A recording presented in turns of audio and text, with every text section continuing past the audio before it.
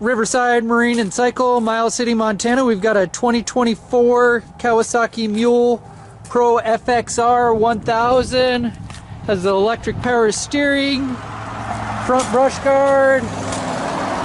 I'm gonna say looks like 70% tread on the front tires. They're power grip, 6-ply tire, 3-person bench seat, tilt assist dump box, has the rear bumper. The rear tires are probably closer to like 60% tread.